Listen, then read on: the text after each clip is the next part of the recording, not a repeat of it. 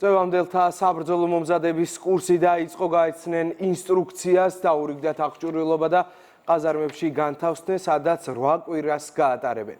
კურსის დასრულების შემდეგ წევამდელები ფიცს დადებენ და ეროვნულ სამხედრო სამსახურში ტერიტორიული პრინციპით თავდაცვის ძალების სხვადასხვა ქვედანაყოფში გადანაწილდებიან.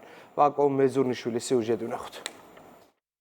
წვევამდელთა ეროვნულ სამხედრო სამსახურში 8 თვიანი ვადით გაწვეულმა და ნებაყოფლობით დარეგისტრირებულმა პირებმა ახალქალაქში ზაზა ფერაძის სახელობის საწყის საბრძოლო მომზადების ცენტრში სამხედრო მომზადება დაიწყეს. პირველ ეტაპზე საწყისი საბრძოლო მომზადების კურსს გაევლიან ის წვევამდელები, რომელთა გაწვევა თბილისის, შიდა ქართლის, კახეთის, მცხეთა-მთიანეთის, იმერეთის, აჭარისა და ქვემო ქართლის რეგიონების, ასევე აფხაზეთის ავტონომიური რესპუბლიკის, სამეგრელოსა და აჭარის რეგიონული ცენტრებისა და მუნიციპალური განყოფილებების წარმომადგენლებმა უზრუნველყვეს. მივიდეთ წვევანდელთა ეროვნული სამხედრო სამსახურის წვევანდელები, რომლებიც გაივლიან 8 კვირიან საწყის საბრძოლო მომზადების პროგრამას. მათ ჩაუტარდებათ როგორც თეორიული, ასევე პრაქტიკული მეცადინეობები. აქ იმყოფებიან როგორც გაწვევისა და რეკრუტირების ეროვნული სააგენტოს მიერ გაწვეული სამოქალაქო პირები, ასევე ნებაყოფლობით გამოცხადებული მოქალაქეები, რომლებმაც სურვილი გამოთქვეს იმსახუროს საქართველოს თავდაცვის ძალების რიგებში. ახალქალაქის ქვედანაყოფში შესვლის პირველ დღეს წვევამდელები ინსტრუქციას გაეცნენ, დაურიგდათ აღჭურვილობა და ყაზარმებში განთავსდნენ, სადაც 8 კვირიანი კურსის განმავლობაში იცხოვრებენ.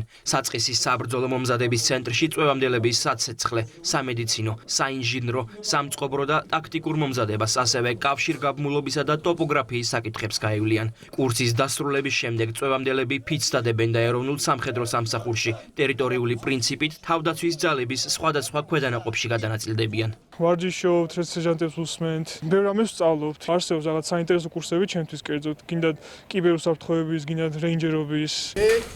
8 თვიანი ვადით გაწვეული პირები საბრძოლო მხარდაჭერისა და საბრძოლო უზრუნველყოფის ქვედანაყოფებში 3 დღეში ერთხელ იმსახურებენ და მათი დარიცხული ანაზღაურება თვეში 635 ლარი იქნება. ის პირები კი, რომლებიც წვევამდელთა ეროვნულ სამსახურში საკუთარი სურვილით დარეგისტრირდნენ, ხელფასზე 30%-იან დანამატს მიიღებენ. მაგისტრატურის დასრულების შემდეგ გადავწყვიტე წამოსულიყავი წვევამდელთა ეროვნულ სამხედრო სამსახურში, იმისათვის რომ ემსახურო ჩემს სამშობლოს. გავიგე კანონში ცვლილებების შესახებ, იმის შესახებ, რომ ნებაყოფლობით წამოსულ სამხედროებს ანაზღაურებაზე დანამატი აქვს 30%. ამის გარდა უნარჩუნდებათ კერძო სამსახური ამ ბენეფიტების გამო და იმის გამო, რომ თავს თვლივალდებულად ვემსახურო ჩემს სამშობლოს, გადავწყვიტე წამოსულიყავი წვევამდელთა ეროვნულ სამხედრო სამსახურში. თავდაცვის ახალი კოდექსით სავალდებულო სამხედრო სამსახური სრულად განახლდა და 2025 წლის 1 იანვრიდან წვევამდელთა ეროვნული სამხედრო სამსახურით შეიცვალა, რომლის გავლაც მხოლოდ თავდაცვის ძალებშია შესაძლებელი. შეიქმნა სამხედრო გაწვევისა და რეკრუტირების ეროვნული სააგენტო, რომელიც 8 რეგიონულ ცენტრსა და 91 მუნიციპალურ განყოფილებას აერთიანებს.